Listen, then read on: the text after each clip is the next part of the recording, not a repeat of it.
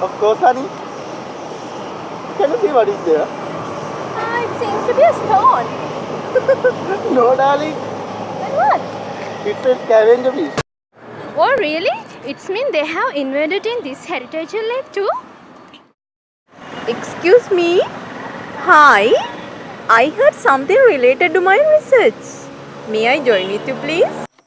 Scavenger fish, if not tank cleaners, is an invasive fish species lives in inland water bodies of Sri Lanka. And nowadays, it has become a major threat to inland water bodies. Already, these fish species abundant in north central, and eastern province also. Aren't there any solution to control the scavenger fish population? Just wait, I will come to that point. Actually, direct consumption is the most feasible solution to do that. However, with the unappealing morphological characters, it is not practical. So, I just thought to utilize scavenger fish indirectly in human diets. Really? How are you going to do that? Very simple.